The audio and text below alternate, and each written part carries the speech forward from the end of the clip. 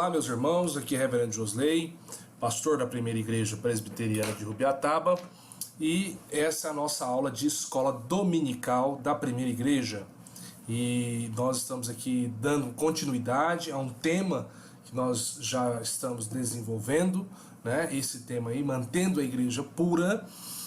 Esse tema nós começamos ele aí na semana passada, falamos aí sobre o primeiro capítulo, né, ou a primeira proposta desse tema, né, e eu quero recordar com vocês o texto de Hebreus, capítulo 12, versículo de números 4 em diante, que diz assim: na luta contra o pecado, vocês ainda não resistiram até o ponto de derramar o próprio sangue. Vocês se esqueceram da palavra de ânimo que ele lhes dirige como a filhos. Meu filho, não despreze a disciplina do Senhor, nem se magoe com a sua repreensão, pois o Senhor disciplina quem ama e castiga todo aquele a quem aceita como filho. Suportem as dificuldades recebendo-as como disciplina. Deus os trata como filhos. Ora, qual filho que não é disciplinado por seu pai? Se vocês não são disciplinados e a disciplina não é para todos os filhos, então vocês não são filhos legítimos, mas sim ilegítimos. Além disso, tínhamos pais humanos que nos disciplinavam e nós os respeitávamos. Quanto mais devemos submeter-nos ao Pai dos Espíritos para assim vivermos. Nossos pais nos disciplinavam no curto período, segundo lhes parecia melhor, mas Deus nos disciplina para o nosso bem, para que participemos da sua santidade. Nenhuma disciplina parece ser motivo de alegria no momento, mas sim de tristeza. Mais tarde, porém, produz o fruto de justiça e paz para aqueles que por ela foram exercitados. Portanto, fortaleçam as mãos enfraquecidas e os joelhos vacilantes. Façam caminhos retos para os seus pés, para que o manco não se desvie, antes seja curado. Bom, para quem está chegando, para quem está começando a entender a dinâmica de escola dominical, ainda mais nesse momento, né, do chamado período coronavírus, onde nós estamos em distanciamento social, a Primeira Igreja, então, ela não está funcionando no sentido literal da coisa, como? Com o seu templo aberto, com ali a sala de escola dominical funcionando. Então, eu como professor da classe de adultos, né, da escola dominical da Primeira Igreja, resolvi gravar as minhas aulas e dinamizá-la dessa maneira que eu estou fazendo aqui e disponibilizando ela para todos os membros. Então, todos que vão acessar aí pelo YouTube, né, a aula, sejam realmente agraciados com esse tempo, sejam realmente moldados e edificados por esse estudo. Bom, eu comecei esse tema, né, na semana passada, eu fiz uma pequena exegese sobre Hebreus 12, né, para tirar dúvidas sobre o texto de Hebreus 12, e porque a pergunta que fica para nós, quando nós começamos a tratar dessa temática, é por que nós devemos falar sobre disciplina.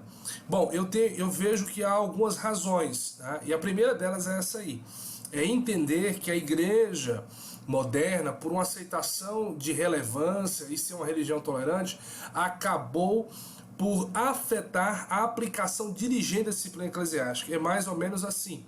As pessoas começaram a achar que a disciplina era uma coisa muito pesada, então resolveram começar a abandonar a disciplina eclesiástica, e isso foi um erro grave, porque perdeu-se o foco e a finalidade do qual é o sentido da disciplina. O que é pior, gerou uma fraqueza espiritual muito grande na vida da igreja. Talvez, e não sem razão, seja esse um dos grandes motivos de por que Deus está disciplinando a nós com um juízo temporário como esse da peste do coronavírus. Eu sou um dos daqueles que defendem e entendem que Deus tem juízos temporários sobre a sua criação. E esse juízo temporário começa pela igreja, tá? E aqui isso assusta, né? Isso talvez assuste você, mas eu quero dizer para você com muita tranquilidade: Deus começa a trazer juízo sobre o seu povo, sobre a sua geração, sobre uma geração, começa pela igreja, tá? Pelo seu povo. Então, para que ele tenha pureza, tenha santificação. E nós fazemos parte desse povo, né? E eu quero então trazer ao seu coração esse alerta, tá? A igreja moderna, numa tentativa de ser aceita, tolerante, ela então passa a negligenciar a disciplina, uma dieta espiritual extremamente importante e cara para nós. Eu vou mostrar para vocês cara por quê, tá? Daqui a pouco. Então nós começamos a trabalhar aí a ideia de então que tem há uma necessidade, né, da disciplina. Por quê? Primeiro, porque a igreja é chamada para o ministério de reconciliação e nutrição daqueles que estão dentro de seus portões. Ou seja, ministério de reconciliação tem a ver aí com a pregação da palavra, tem a ver com a administração dos sacramentos, e nutrição tem a ver com santificação. Então, e não é que os outros dois não tenham, né? Todos os outros dois, né? Esses três processos, pregação, administração dos sacramentos, que é batismo e ceia, e essa santificação, a disciplina, ambos fazem parte desse processo de nutrição, edificação e crescimento do cristão. Eu disse a vocês na última aula, né, e vou reenfatizar aqui para quem está chegando, que a disciplina faz parte do processo de amadurecimento e crescimento da igreja do Senhor Jesus Cristo. Todo cristão que entra para dentro da igreja, ele tem que entender que há realmente um desejo de todos nós, que nós e principalmente do Senhor, que nós cresçamos como seres. Não faz nenhum sentido você entrar para dentro dos portões de uma igreja e permanecer com as velhas mazelas apregadas a você. Não faz sentido você se tornar um cristão e permanecer praticando as mesmas coisas horrendas, abomináveis, injustas, pecaminosas, contrárias à palavra de Deus. Não faz nenhum sentido. Então, essa é uma das primeiras coisas que a gente aprende com a necessidade da disciplina, né? A segunda é então entender essa questão da pureza e entender que esse processo eclesiástico de correção e da disciplina, ele faz parte aí do corrigir da igreja. A igreja precisa se corrigir, a igreja não é perfeita. As pessoas às vezes têm uma ideia equivocada de pensar que a igreja ela é perfeita. A igreja não é perfeita, a igreja ela tem as suas limitações, a igreja tem as suas dificuldades, a igreja tem os seus pecados. Pastores pecam, presbíteros pecam, membros pecam. Por isso a necessidade de corrigir, por isso a necessidade da disciplina, tá? E ela é uma resposta, né? A disciplina eclesiástica ela é uma resposta da igreja quando um dos seus membros deixa de refletir o quê? A santidade. Observa que eu coloco aqui, ó. Ele deixa de refletir a santidade, o amor e a unidade, né, de Deus, né? E ele passa a ser desobediente nesse sentido. Então a igreja ela é extremamente importante nesse processo de santificação, e a disciplina é extremamente importante nesse processo. Bom, e aí vem para nós então a pergunta, né? Por que as pessoas elas têm objeções? A nossa aula de hoje, basicamente, ela vai se ater a essas objeções. Por que as pessoas têm objeções com relação à disciplina eclesiástica? Existem pelo menos três que são célebres, essas três. Existem outras, tá? Mas essas três que eu vou mencionar aqui no nosso estudo, elas são célebres, elas são realmente as mais praticadas, né, por aqueles que dizem, não tem necessidade de ter disciplina eclesiástica. A primeira delas, tá? Aliás, antes de entrar nisso aí, por que isso acontece, né? Por que as pessoas elas passam a ter objeções à disciplina, né? Por que isso acontece? Isso é porque a prática veio sendo arrefecida, né? Isso é porque as pessoas elas foram se esquecendo, principalmente os líderes, principalmente aqueles imbuídos de conduzir a igreja, eles foram se esquecendo de trazer a prática da disciplina, né, às pessoas. Então é extremamente importante que as pessoas compreendam, né, a necessidade da disciplina e não enfraqueçam isso. Eu então entendo que cada crente, né, ele deve então ser um defensor da correção do pecado, da mudança. Não faz nenhum sentido, de novo eu afirmo isso, não faz nenhum sentido você passar a congregar em uma igreja, a ser membro do corpo de Cristo e querer continuar viver do mesmo jeito e querer manter a sua vida do mesmo jeito. E em segundo lugar, não faz nenhum sentido você, ao longo da sua caminhada, você precisa ser disciplinado. É interessante o texto de Hebreus, né? Porque a gente observa isso na criação de filhos, observa isso na nossa própria criação. À medida que os nossos filhos eles vão caminhando na sua existência, eles vão precisando ser disciplinados, porque existem coisas que vão se apegando a eles, ou comportamentos que vão sendo revelados por causa da natureza caída, e você, pai, precisa então corrigir aquilo. O filho começa a mentir, o filho começa a ter um comportamento inadequado, o filho começa a ter um desrespeito, o filho começa a ter infração de limites. O que o papel do pai ali naquele momento, o pai e a mãe tem que fazer? Eles precisam exercer a disciplina naquilo ali, depois de orientar, depois de conversar, se continuar avançando os sinais, avançando os limites, você precisa então ser disciplinado, a criança precisa ser disciplinada. Então observa que nós também somos da mesma forma. Não adianta a gente pensar, nossa, eu sou bom demais, eu comecei como crente agora, eu comecei como cristão, tá tudo certo, eu vou seguir minha vida, não vai ter nenhum erro. Não, à medida que a gente vai caminhando, João Calvino diz que o nosso coração, ele é uma fábrica de ídolos. À medida que a gente vai caminhando, o nosso coração se revela. E aí, então, ele vai mostrando facetas que a gente às vezes não conhecia, ou que nasceram, que surgiram à medida que a gente foi caminhando. Então, é extremamente importante o papel da disciplina. Agora, existem algumas objeções que elas são frutos realmente de algumas ponderações válidas, embora as argumentações sejam ruins, tá?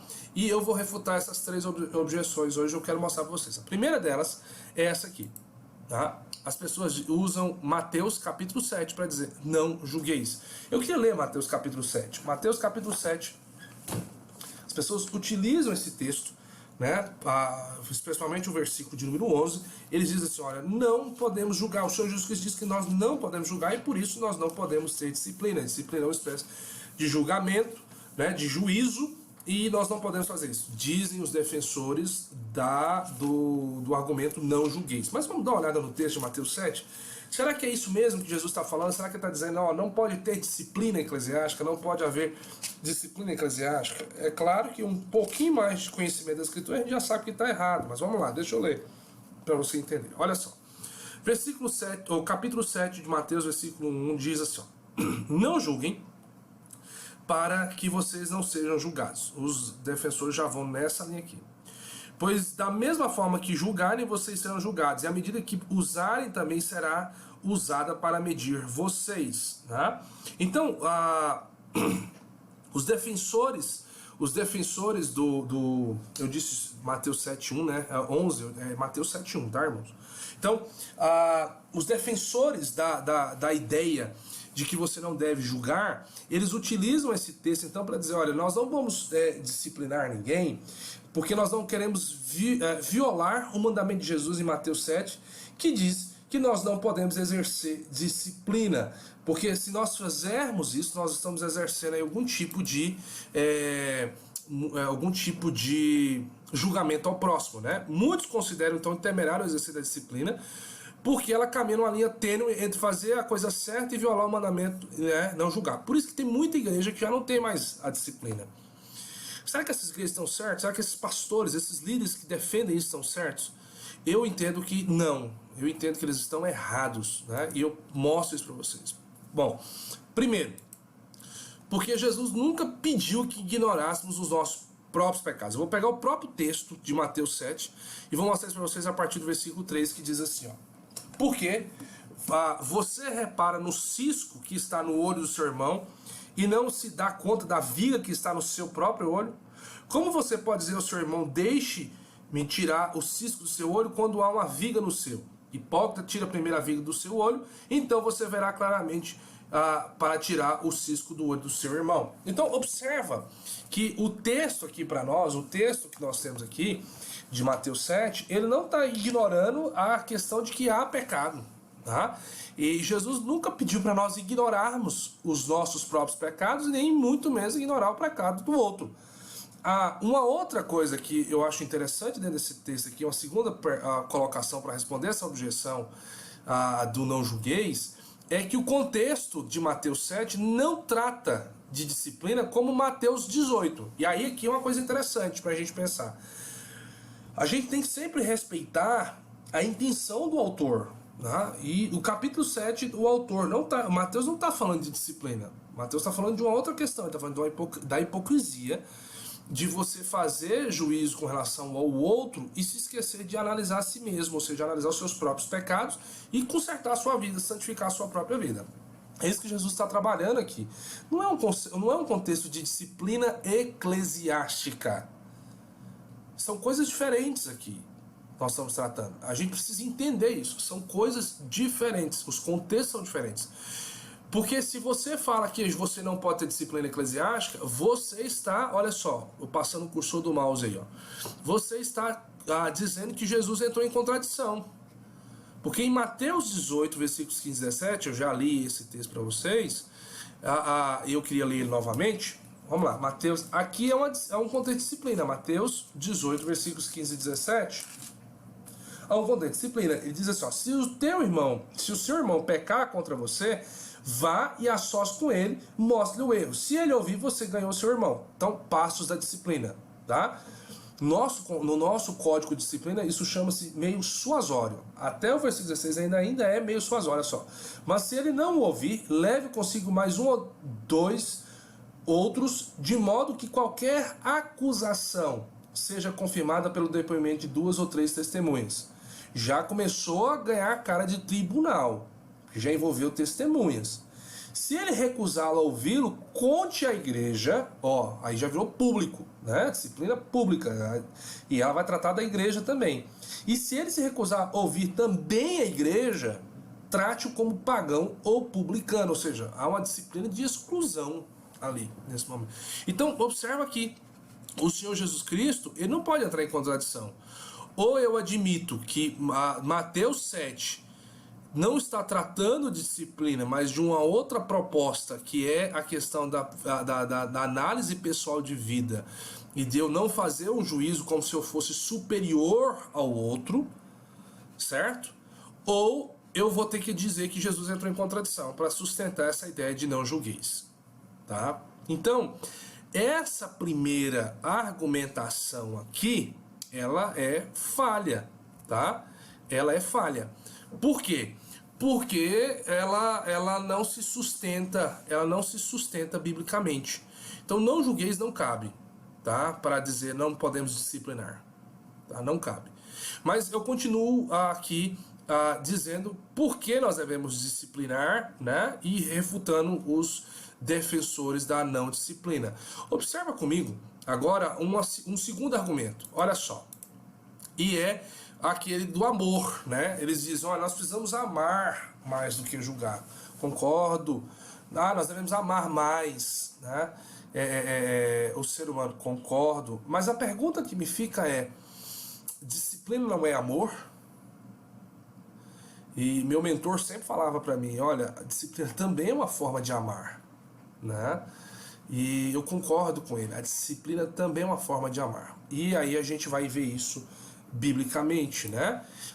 Olha lá, há também quem acredite que disciplinar outra pessoa é violar o mandamento de amá-la, né? Porque o Senhor Jesus, ele diz para nós que nós temos que amar, né? O Senhor Jesus Cristo diz para nós que nós temos que amar. Eles dizem, olha, a disciplina é uma espécie de falta de amor cristão. Será mesmo? Será que é uma falta de amor ao caído? E eu até entendo quando eles dizem esse negócio, né? Porque as pessoas elas estão dizendo isso com a tentativa de condenar certas práticas e medidas disciplinares feitas no passado que eram realmente desastrosas, que revelavam a falta de amor, principalmente quando legalistas assumiam o papel de juízes, né? E essas pessoas então elas utilizavam essa situação para destruir o outro. Uma coisa que tem que ficar clara para nós: a disciplina bíblica, a disciplina eclesiástica, a disciplina dentro da igreja, ela não visa destruir o ser humano. Não visa destruir o ser humano. A disciplina eclesiástica visa restaurar o ser humano. Então, para todos aí que estão me ouvindo, que talvez um dia vão ser líderes na igreja, ou que já são líderes na igreja, tenha isso em mente. O papel do irmão que julga o pecado do outro naquele tribunal eclesiástico para exercer a disciplina não é com fins de destruir o irmão, mas é com fim de trazer pureza a igreja e restaurar esse irmão. Isso tem que ficar muito claro para nós, muito claro. Nós não podemos querer destruir o outro através da disciplina. O que nós temos que tirar é o pecado. Agora, se esse pecador amar mais o pecado do que a Cristo, então nós temos que exercer realmente a disciplina a chegar ao ponto que o próprio Jesus diz para nós: considera publicano e pagão. Porque não podemos amar dois senhores. Ou nós amamos a Jesus Cristo, ou nós amamos a nós mesmos e o mundo.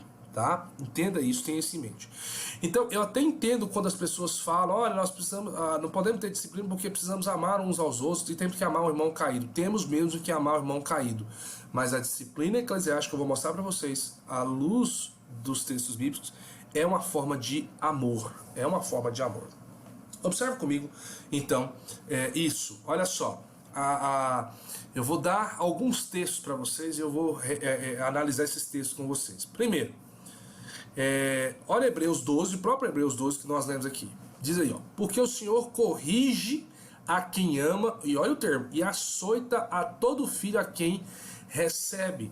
Observa que há duas expressões importantes aqui para nós. O Senhor Deus corrige, o próprio Senhor nos dá um exemplo que ele corrige a quem ele ama, e açoita todo filho a quem recebe, né? A tradução tem uma tradução que fala que quer bem.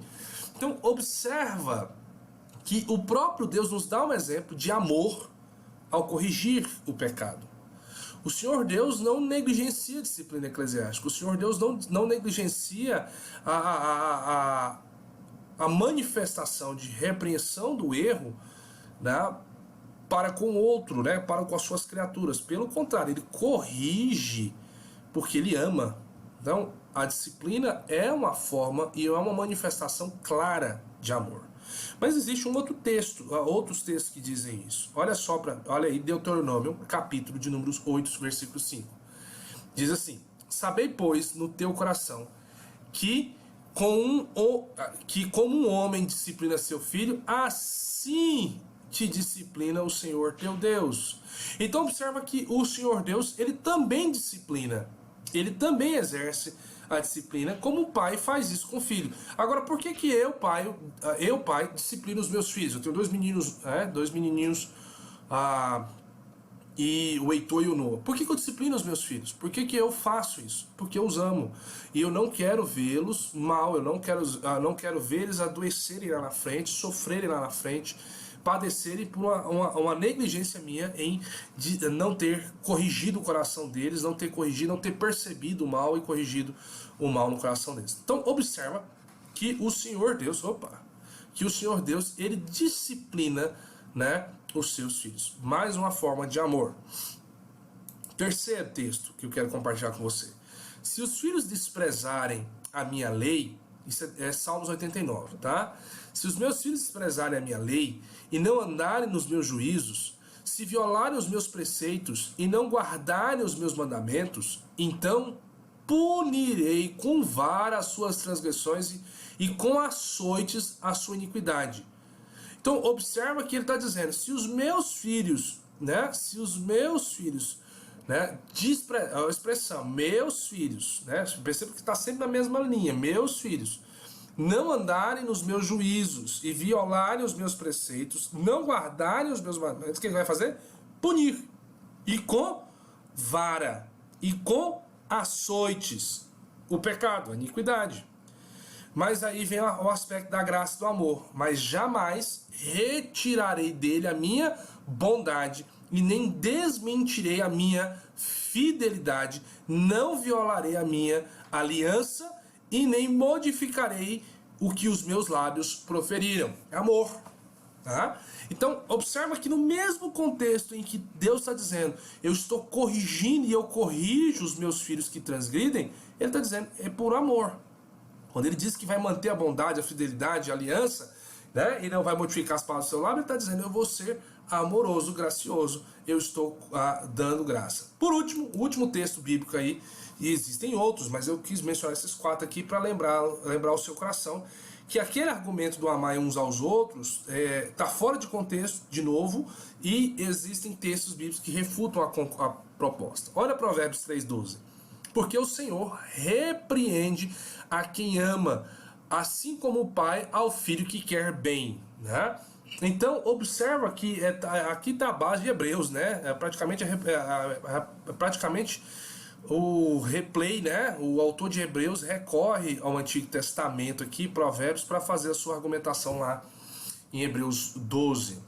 Então, porque o Senhor repreende a quem ama, repreensão e amor no mesmo contexto. Então, mais uma vez, fica claro e evidente para nós que Deus, ele disciplina quem ama. Então, a disciplina eclesiástica na igreja é uma forma de amor, meus irmãos. Isso tem que ficar bem claro para os nossos corações. Esse negócio de, não pode ter, né? Eu já vi gente, às vezes, criticar, alguém já uma vez fez crítica, porque na primeira igreja presbiteriana de Ubiataba existe disciplina eclesiástica. Do mesmo jeito que eu já disse no outro vídeo, vou dizer novamente aqui, se você não quer mudança para a sua vida, se você não quer correção de pecados na sua vida, então, e você não quer uma igreja séria para a sua vida, não vá para a primeira igreja, porque lá nós levamos a sério o evangelho do Senhor Jesus Cristo e nós praticamos a disciplina eclesiástica. E a primeira igreja teve muitos tribunais, desde que eu estou, assim, eu sei que anteriormente a mim já tinha, porque eu li as atas, e depois que eu cheguei a gente exerceu muitas disciplinas eclesiásticas, justamente para prezar pela pureza da igreja do Senhor Jesus Cristo e corrigir e ganhar o irmão para que o irmão não se perca de vez no pecado, tá? Então, as pessoas às vezes criticam e falam, não é amor, não. É amor sim, gente, claro que é amor. E é bom quando você vê um cristão disciplinado e ele, quando termina a disciplina, ele sai melhor, né? Ele sai diferente, ele sai forte e nutrido para enfrentar o dia a dia e continuar a sua caminhada, a sua carreira. Então, talvez nunca mais ele volte naquilo ali. Foi um alerta para o coração dele, que ele não pode perder a sua comunhão com o seu Senhor, que o pecado não vale a pena. Então, e é sempre nesse contexto, a disciplina, ela é amor, ela revela amor. Tá aí, né, alguns textos que eu quis mencionar aqui para embasar a argumentação e dizer, olha, por que disciplina ela é amor, ela é uma forma de amor bíblico, né? Mas a gente continua aqui a nossa argumentação, porque existe uma terceira objeção. Lembra que eu falei para vocês que existem 3 objeções? E essa para mim é talvez a mais estranha, tá? Porque por que eu digo que ela é estranha, essa que eu vou mencionar para vocês? Porque ela é extremamente centrada no homem.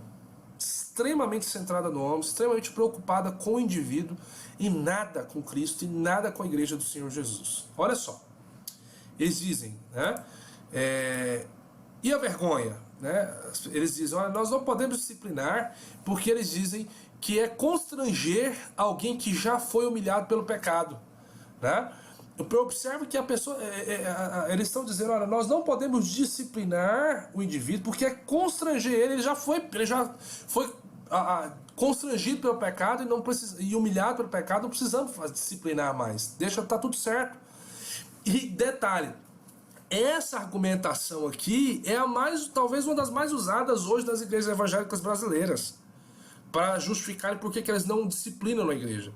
Porque ele assim, tenta pôr aquela áurea de amor, tenta pôr aquela áurea de a gente tá amando, tá cuidando, vem pra cá, deixa a gente te abraçar, tudo bem, o que você fez não importa, e deixa isso pra lá, que aqui a gente aceita de qualquer forma. Primeiro, a gente aceita você, a gente recebe você que está dilacerado pelo pecado, mas a gente quer ver você transformado. E claro que quem vai chegar na igreja, e aí é um negócio interessante, quem chega na igreja com pecados não vai ser disciplinado, ele vai ser evangelizado, ele vai ser alcançado primeiro. É uma bitolice, é uma tolice, né? Eu vou tirar o termo bitolice, vou tirar uma tolice, assim, uma percepção muito equivocada, achar que a pessoa chega na igreja e a gente já vai estar julgando ela. Não, nada disso, tá? As pessoas chegam na igreja e a gente as recebe com carinho, com amor, limpa, cuida, tira a ferida. Esse é o nosso papel, tá? Ninguém vai exercer tribunal eclesiástico sobre você se você chegar lá com a vida toda destruída e distorcida, não. Agora, depois que você se tornou membro, você já está caminhando, e aí você quer e você resolve cair no pecado, ou seja, amar o pecado mais do que o Senhor Jesus Cristo, aí sim a gente vai ter que disciplinar. E esse argumento aqui da vergonha não vai colar com a gente, tá? Porque é uma perspectiva extremamente equivocada, porque ela desconsidera algumas coisas. Eu vou mostrar para vocês, tá? Enquanto o argumento caminha na direção da preservação da honra do culpado, a maior preocupação para mim e para nós, como cristãos, é com a Igreja de Cristo, né? E a honra do seu Senhor, Jesus Cristo, Senhor e Rei dela. Nós estamos preocupados com a honra de Cristo, né? Enfim, último. Por isso não tem essa, o pastor pecou, tudo bem, vamos passar a mão na cabeça. Não, a honra de Cristo. O irmão fulano de tal é gente boa, falastrão, sorridente, né? A irmã também traz grandes contribuições, é uma boa líder. Não vamos deixar quieto. Não. Na igreja do Senhor, nós vamos disciplinar. Não, pastor, não vamos disciplinar não fala nada não, nem comenta com a igreja, deixa quieto o irmão. O irmão é líder na igreja, e não, tem que falar. Porque nossa preocupação é com a igreja de Cristo. É com a honra de Cristo. Ou nós amamos a Cristo ou não amamos, ou servimos ou não servimos. A gente tem que ter isso sempre em mente, tá? E aí eu passo a refutar essa argumentação olhando algumas coisas. Primeiro, não podemos esquecer que um dos alvos da disciplina é justamente vindicar a honra de Cristo. Nós não podemos esquecer disso. Quando nós disciplinamos o pecador, nós estamos dizendo que a honra de Cristo é mais importante. E nós, eu e você, como cristãos, precisamos nos preocupar com isso. Precisamos nos preocupar com isso. Em segundo lugar, nós precisamos entender que a disciplina promove o bem do culpado. Não tem esse negócio de constranger, né? Ela promove o bem do culpado justamente por causa da vergonha.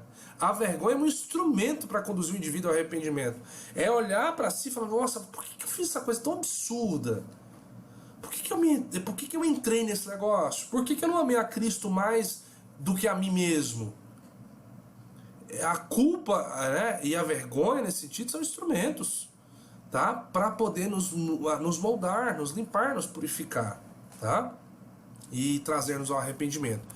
Outra argumentação, a disciplina eclesiástica diz respeito à reputação de Cristo e à posição da igreja, de continuar ou não afirmando a profissão verbal de alguém cuja vida descaracterizada flagrantemente a Cristo. Então, observa que quando a gente disciplina o indivíduo, a gente está preocupado com a reputação de Cristo e com a posição da igreja. Se ela é ou não fiel ao Evangelho. Se ela é fiel ou não a Jesus Cristo. A quem a igreja está servindo. Quando a igreja não disciplina, né, se você congrega numa igreja que não tem disciplina eclesiástica, se você congrega numa igreja que os líderes dizem, não, aqui a gente não trabalha muito nessa linha não, é uma linha muito pesada, eu quero dizer para você que você pode não estar dentro de uma igreja bíblica. Impactante isso que eu estou te falando, mas é verdade, tá? Você está dentro de uma igreja que ela coaduna com seus pecados, que ela ignora os seus pecados, que ela finge que não tem pecado. Você está dentro de uma igreja que ela põe panos quentes nos seus pecados e no pecado de outros, provavelmente você não está dentro da igreja do Senhor Jesus Cristo. Você está num ajuntamento de pessoas que estão caminhando numa filosofia criada e inventada por eles mesmos e não vai chegar em lugar nenhum. Aliás, até sei onde vai chegar. Tá? Então, preste bastante atenção nisso. Preste bastante atenção nisso, porque isso é muito sério. Tá? Muito sério. E por último, a vergonha com a qual a igreja está mais preocupada é aquela a qual o evangelho está sujeito caso não haja disciplina. Essa é a maior vergonha. É horrível quando a igreja do Senhor Jesus Cristo ela é disciplinada pela sociedade, ela é constrangida pela sociedade por dizer, olha lá, os crentes daquela igreja, os cristãos daquela igreja são depravados, debochados, corruptos, mentirosos, e ninguém faz nada. O pastor lá tá nem aí, os líderes lá não estão nem aí, pelo contrário, dá um tapinha nas costas, abracinho, né? O irmão é político, mala, né, metido em muito processo, já condenado, é réu, mas o pastor tá lá abraçando, beijando, falando tudo certo, não tem disciplina, o comerciante é extremamente corrupto, né, cheio de processos e tá todo mundo passando a mão na cabeça. Ou a irmã era extremamente indecorosa, fofoqueira, mentirosa e ninguém faz nada, não tem nenhum tipo de denúncia, ninguém trata pecado. Isso é muito mais vergonhoso para a igreja, tá? Então, a igreja do Senhor tem que estar preocupada com a vergonha que ela pode trazer ao Evangelho. Ao Evangelho. Então, uma igreja séria, ela disciplina eclesiasticamente os seus membros. Ela trata, e ela não entra nesses argumentos aqui, né, do não julgueis, nós temos que amar, e a vergonha, o constrangimento. Nós não entramos nessa. Tá? Nós entendemos o que querem dizer, mas discordamos profundamente e biblicamente desses argumentos por causa disso. E aí eu quero concluir esse momento nosso com um vídeo, né, que eu queria passar para você agora e que você prestasse bastante atenção nele. Vejamos.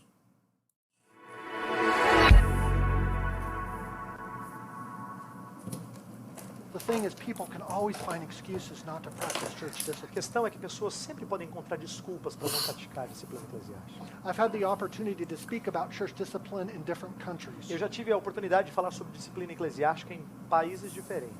And people always want to say, look, you don't understand my culture. E as pessoas sempre dizem, olha, você não entende a minha cultura. That just won't work in my Isso culture. aqui não funciona na minha cultura. In Africa, people say we have a strong sense of community. Na África, as pessoas dizem assim, nós temos um forte senso de comunidade. And the way people are tied to their families and their tribes makes that impossible. E a maneira como as pessoas estão amarradas às suas famílias e às suas tribos torna isso impossível. Or in Asia, people say this is a shame culture. Ou na Ásia, as pessoas dizem assim, isso aqui é uma cultura de vergonha. Essa é uma cultura de vergonha nossa. And discipline won't work in a shame culture. E disciplina não vai funcionar numa cultura de vergonha. And in Hawaii, people said they don't know how to confront. No Havaí, as pessoas dizem assim, eles não sabem como confrontar umas às outras. And in America, they say people are private here. E nos Estados Unidos, eles dizem, não, as pessoas têm a sua individualidade. And if you talk about these things publicly, they'll take you to court. E se você falar dessas coisas em público, elas vão levar você para o tribunal. And what do they say in Brazil? E o que eles dizem no Brasil? I don't know, Eu não sei. but I'm sure they say something. Mas eu tenho certeza que eles dizem alguma coisa. You will always find an excuse not to practice discipline. As pessoas sempre vão achar uma desculpa para não praticar disciplina eclesiástica. Maybe you would say people don't know how to confront. Talvez você diga assim, as pessoas não sabem como confrontar. Maybe you will say people say it's not loving.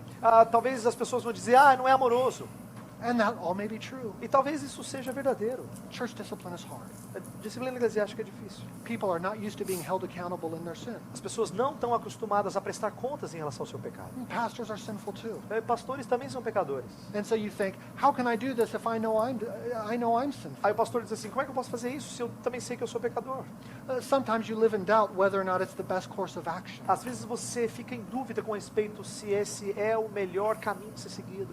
You wonder, isn't there another way? Você pensa assim, será que não tem um outro caminho? Haven't I done everything else I could to reclaim this sin? Será que eu fiz tudo o que eu deveria ter feito para trazer esse pecador de volta? You'll think this person will misunderstand. Talvez você pense assim, eu acho que a pessoa não vai entender. They'll get angry. Ela vai ficar irada. They'll incite rebellion. Ela vai incitar a rebelião. Maybe you think my church is small. Talvez se você pense assim, a minha igreja é pequena. I can't afford to lose anyone. Eu não posso perder ninguém. Friends, Meus amigos, if you are a pastor, se você é pastor, God's word should mean more to you a palavra de Deus tem que significar mais para você than your culture. do que a sua cultura. If it doesn't, Se não significa mais, please stop being a pastor, por favor, deixe de ser pastor. even today. Mesmo hoje. I'm not telling you to ignore your culture or your setting. Eu não estou dizendo para você ignorar a sua cultura ou o seu contexto. No, be sensitive to your culture. Seja sensível à sua cultura. But sensitivity to culture does not mean disobeying the Bible. Mas sensibilidade à cultura não significa desobedecer a Bíblia.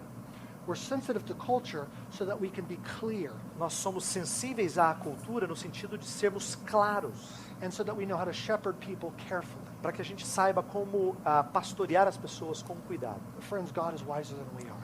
Meus amigos, Deus é mais sábio do que nós somos. The Holy Spirit is no fool. O Espírito Santo não é tolo.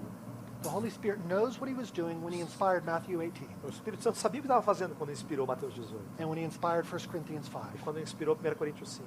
And the people living then had the same cultural problems that we have. E as pessoas vivendo naquela época tinham os mesmos problemas culturais que nós temos hoje. They had stronger community than we do. Eles tinham comunidade até mais forte do que a gente tem. And they had a stronger sense of shame than we do. E tinham um senso de vergonha ainda maior do que nós temos. Yet the Holy Spirit and Jesus still called them to do this. Mas ainda assim, o Espírito Santo e Jesus os convocaram a fazer isso. Então nós estamos aí concluindo, né, nossa aula de hoje sobre disciplina eclesiástica, com esse videozinho aí, né, para mostrar para vocês que essa é uma inquietação não só nossa, mas de todos aqueles que estão aí imbuídos de cuidar da igreja do Senhor. Eu quero te convidar para hoje à noite, né, nós estamos numa live aí para nós meditarmos na palavra de Deus. Você que vai que está aí assistindo com a gente a escola dominical, né, nós vamos estar aí com os flyers, né, os nossos flyers vão estar falando aí sobre o horário nosso escola dominical, olha, do culto à noite. Eu quero te convidar a estar com a gente aí, tá? Que Deus te abençoe, que Deus visite o seu coração, que Deus te fortaleça. Na semana que vem eu quero concluir, né, esse estudo, né, a parte 3 desse estudo, dessa aula sobre manter a igreja pura, e eu vou falar aí então sobre o alvo da disciplina e quando a igreja deve praticar a disciplina eclesiástica. Então eu queria convidar você que vai me ver, você que está me assistindo, para nós estarmos juntos na semana que vem, novamente, para a gente poder então meditar nesse tema, né, continuar e concluirmos ele então aí na semana que vem. As perguntas, né, que você tiver, deixa aí na descrição do vídeo, aí, deixa aí no lugar, né, dos comentários aí no vídeo no YouTube, que a gente responde. Se você quiser entrar em contato comigo pelo meu WhatsApp, pelo meu Messenger, né, esses números vão estar disponíveis aí também, e você pode entrar em contato. Meu WhatsApp é 62 985 60 60 05. Então, você que está comigo aí, então, que Deus te abençoe, que Deus te sustente, que Deus visite. Obrigado, né, a todos e até a próxima aula. Um abraço.